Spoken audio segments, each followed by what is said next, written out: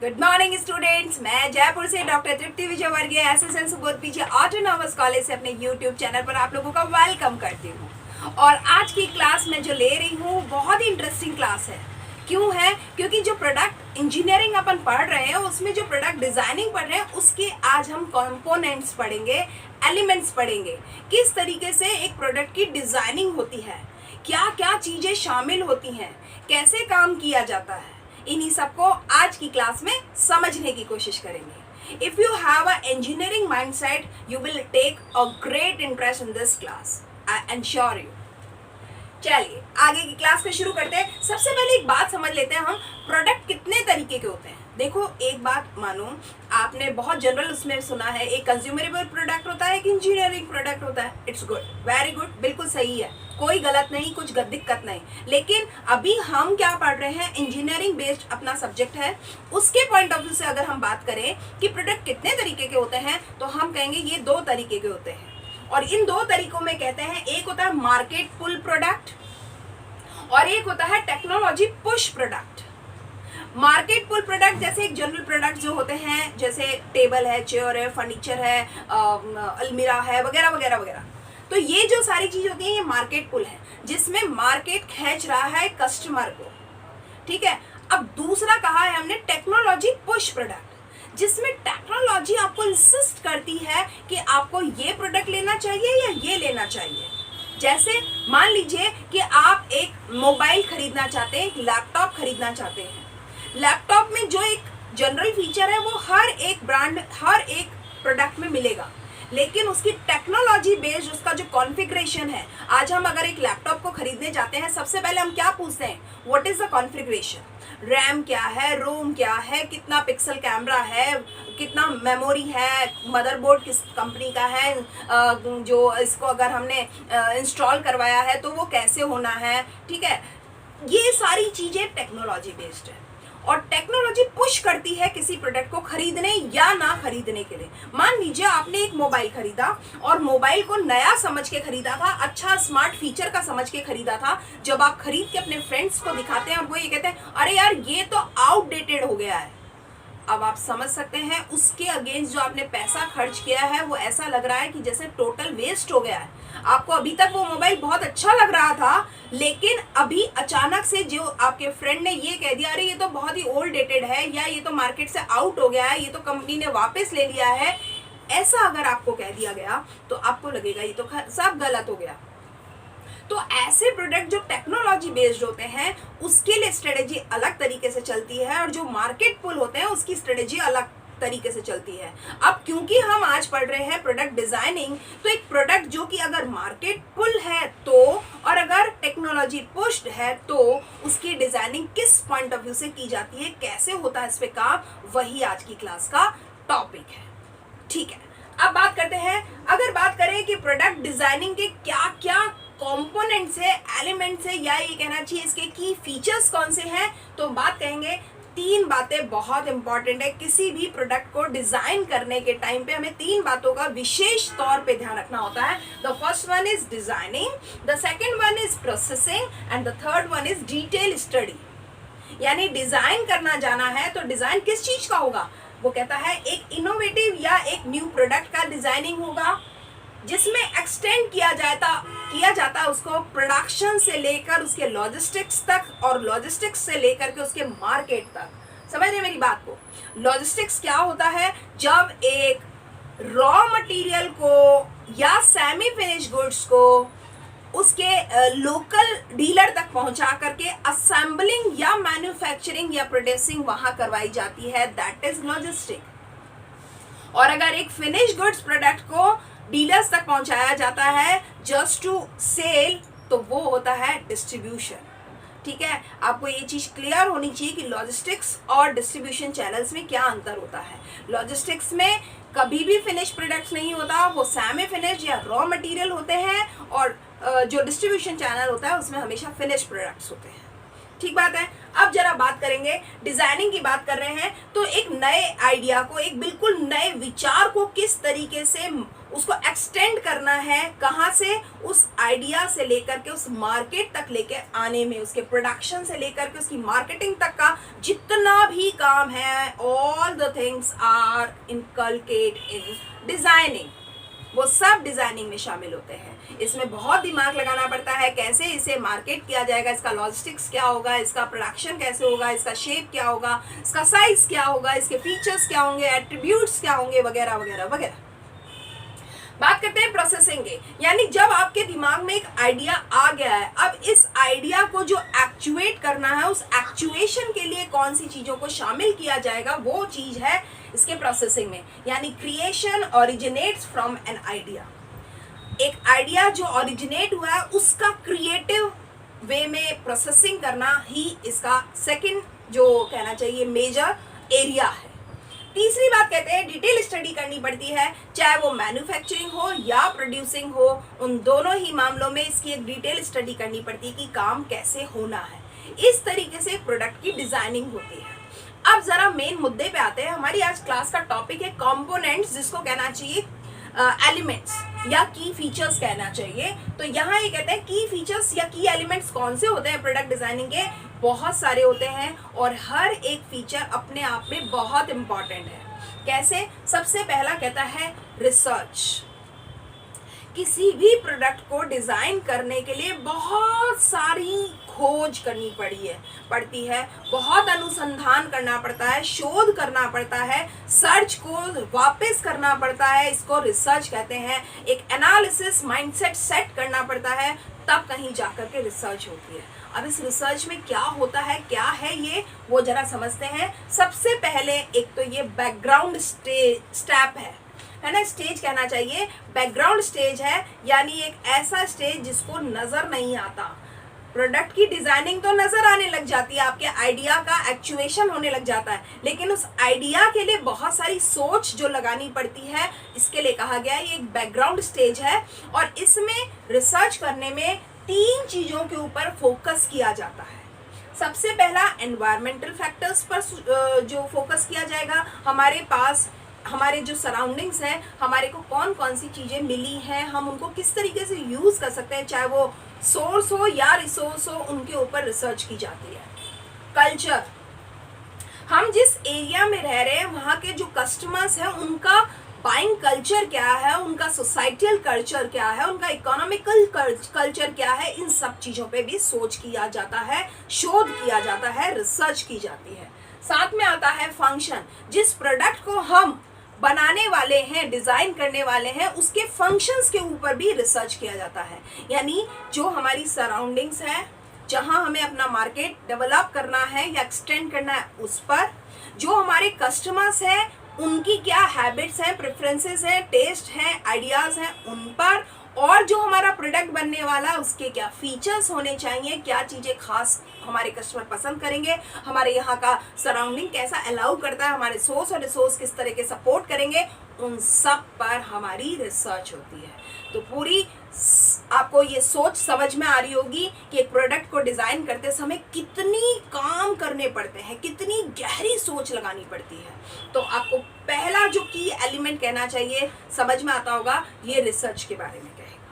Number 2 कहता है designing किया जाता है। किस चीज का डिजाइन किया जाता है? जो हमारे दिमाग में एक आइडिया आया है ना, उस आइडिया के जनरेट करके उस आइडिया के ऊपर बहुत सारे लोग मिलकर काम करते हैं और फिर इवैल्यूएट करते हैं कि हमारा इस आइडिया को एक्चुएट करने में कौन कौन सी चीजों के कॉन्स्ट्रेंट्स क्या है, हमारे लिमिटेशंस क्या है, सपोर्टिव क्या होगा, किन किन चीजों की हेल्प मिल जाएगी, वो सारी चीजें, वो हो जाता है इवैल्यूएशन करना। तो डिजाइनिंग में हमें बहुत सारे लोग मिल करके हेल्प करते हैं, जिनको हम कहना चाहिए, चाहे वो मार्केट के पीपल होते हो, मैन्युफैक्चरिंग के पीपल होते हो, वो इंजीनियर्स होते हो, वो हमारे रिसर्च एनालिसिस होते हैं, वो सारे लोग मिलकर के टीम का काम करते हैं और तब कहीं जाकर के चीज डिजाइन होती है।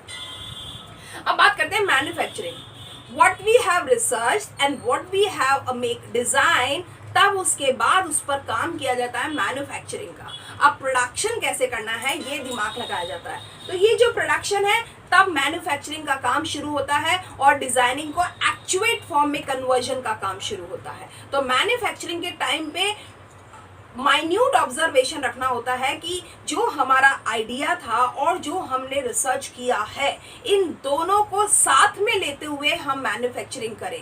यानी जो ट्रैक हमने डेवलप किया है, हम उस ट्रैक से वेरिएट ना हो जाए, डेविएट ना हो जाए, ये चीज का ध्यान रखना पड़ता है। आगे बात करते हैं मार्केटिंग। मान लेते हैं एक बहुत अच्छे आइडिया जनरेशन के साथ आपने रिसर्च करते हुए उसका मैन्युफैक्चरिंग किया, लेकिन अगर आपने मार्केटिंग नहीं की उस चीज की, अगर आपने उसके फीचर्स हाईलाइट नहीं किए, उसके एट्रीब्यूट्स को इंट्रोड्यूस नहीं करवाया अपने मार्केट से या अपने कस्टमर से या कंज्यूमर से, तो यकीन मानिए कि आपके मार्केटिंग एफर्ट्स कमजोर पड़ जाएंगे। और अगर मार्केटिंग एफर्ट्स कमजोर बढ़ जाए तो एक अच्छा प्रोडक्ट भी फेल हो जाता है मार्केट में, क्योंकि मार्केटिंग एफर्ट्स मैन्युफैक्चरिंग एफर्ट्स के इक्विवेलेंट रोल प्ले करते हैं। आपने मैन्युफैक्चरिंग में जितना अपना एफर्ट्स और एनर्जी लगाई है, उसके बराबर की बराबर आपको मार्केटिंग एफर्ट्स पे लगानी पड़ती है, तब कहीं जाकर के एक प्रोडक्ट मार्केट में सक्सेस लेता है। तो मार्केटिंग का भी एक इम्पॉर्टेंट एलिमेंट है, की एलिमेंट कहना चाहिए एक प्रोडक्ट की डिजाइनिंग में। अब जरा आगे बढ़ते हैं, रिवर्स इंजीनियरिंग बहुत नई टर्म है। अब ये तीनों जो चीजें हैं बिल्कुल नई टर्म है। मैं आप लोगों को सजेस्ट करूंगी, यहाँ पे बिल्कुल आपको फोकस हो जाना चाहिए मेरी बात को सुनने के लिए और समझने के लिए। रिवर्स इंजीनियरिंग क्या होती है? एक्चुअली ये एक प्रोसेस होता है डिसमेल्टिंग करने का किसी भी प्रोडक्ट को। अब किसी भी प्रोडक्ट को मतलब किसी भी कॉम्पिटिटर के प्रोडक्ट को, जिसके ऊपर हम अपना एक प्रोडक्ट नया डिजाइन करने वाले हैं, उसके प्रोडक्ट जो कॉम्पिटिटर का प्रोडक्ट है उसको हम धीरे धीरे तोड़ते हैं। एक साबुत प्रोडक्ट को हम स्टेप बाय स्टेप डिसमेल्टिंग करते हैं और इस प्रोसेस में हम उसके मैन्युफैक्चरिंग जो इसकी फीचर्स हैं उनको समझने की कोशिश करते हुए अपने कौन से नए फीचर ऐड ऑन करने हैं अपने प्रोडक्ट में, उनको इंट्रोड्यूस करते हैं। जस्ट लाइक आपको एक एग्जांपल देती हूँ। मान लीजिए एक सोनी का हैंडीकैम कैमरा है, ठीक है।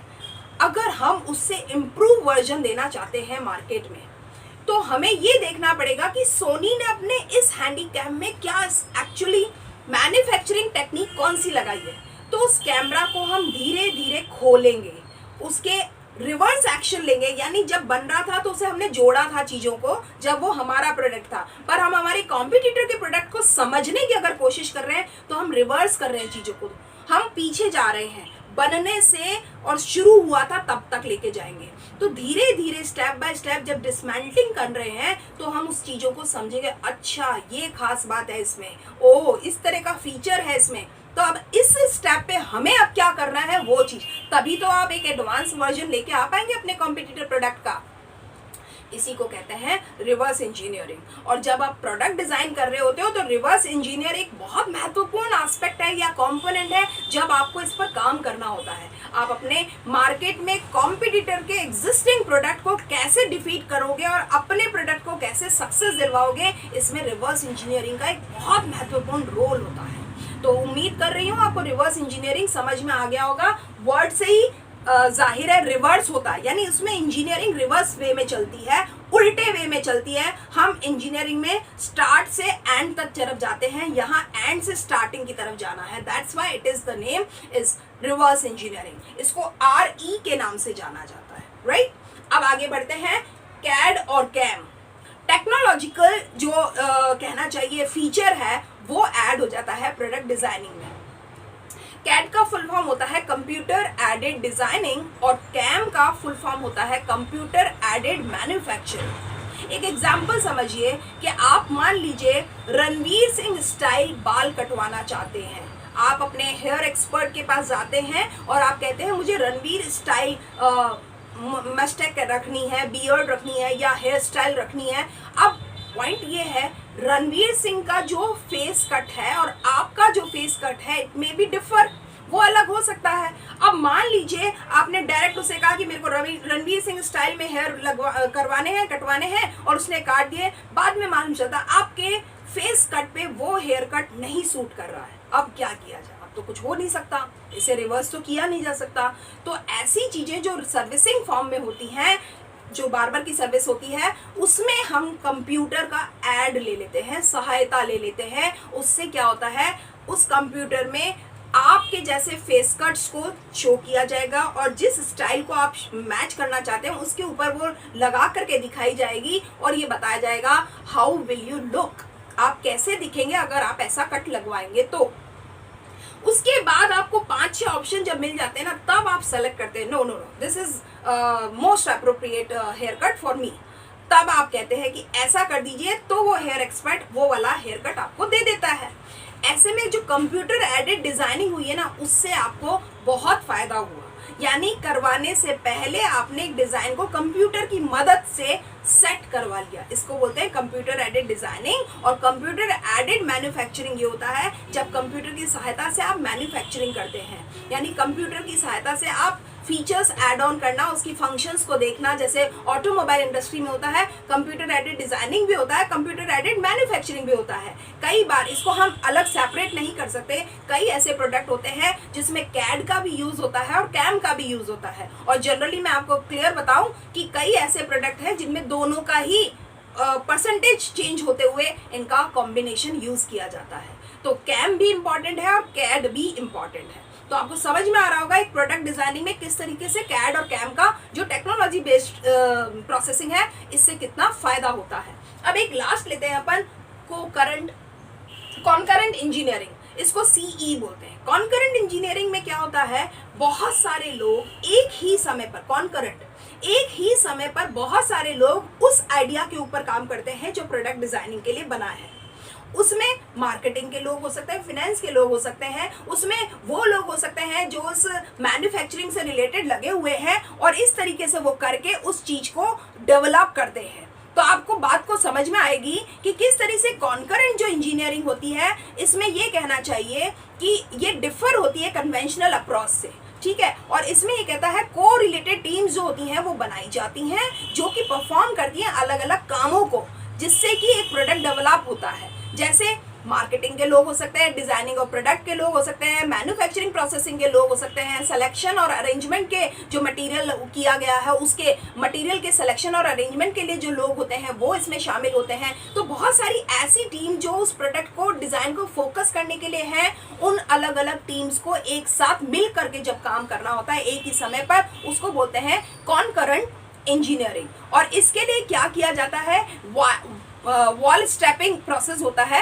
और वॉल स्टेपिंग प्रोसेस क्या कहता है, देखो wall stepping over the wall processing कहते हैं इसको।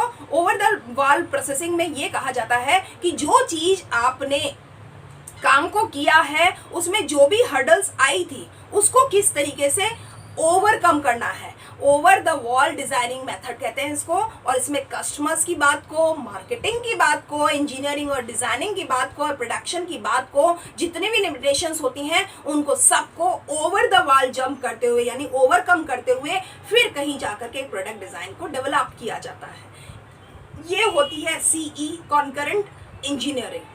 तो आपको मैंने इस समय उसके कंपोनेंट्स बता दिए प्रोडक्ट डिजाइन के कि किस तरीके से चीजों को शामिल करते हुए एक प्रोडक्ट के डिजाइन को तैयार किया जाता है, तब उसका डेवलपमेंट होगा।